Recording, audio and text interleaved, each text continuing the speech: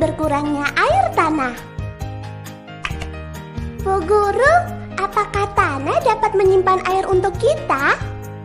Tentu saja bisa, namun ketersediaan air tanah kita dapat berkurang. Kok bisa, Bu?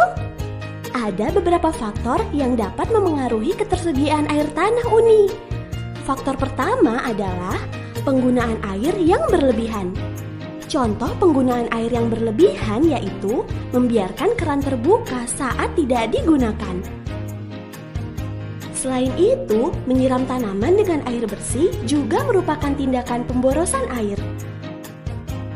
Oleh sebab itu, sebaiknya kita menggunakan air seperlunya dan memanfaatkan air bekas mencuci beras untuk menyiram tanaman.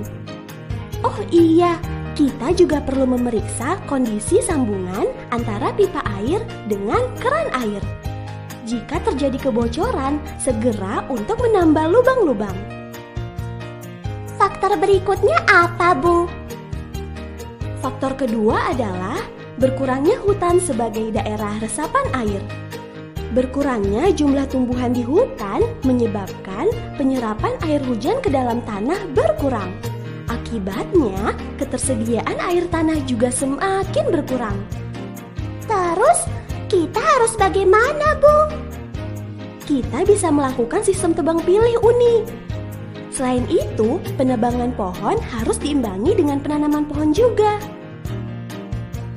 Oh, begitu. Terus, faktor penyebabnya apa lagi, Bu? Faktor ketiga adalah pembangunan jalan menggunakan aspal atau beton.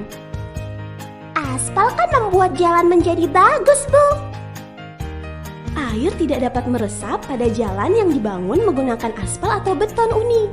Akibatnya, air hujan tidak terserap ke dalam tanah dan ketersediaan air tanah semakin berkurang.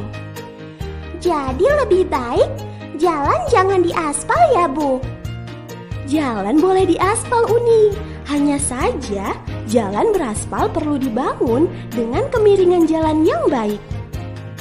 Saluran air juga perlu dibangun untuk mengalirkan air agar tidak menggenang di jalan. Iya, Bu. Uni paham. Masih ada faktor lain lagi, Bu? Ada, Uni. Faktor keempat adalah pembuatan perumahan atau industri yang dapat mengurangi kemampuan tanah dalam menyimpan air. Akibatnya, air tanah tidak terserap ke dalam tanah dan ketersediaan air tanah semakin berkurang. Oleh sebab itu, perlu dibuat lubang resapan biopori agar air segera masuk ke dalam tanah.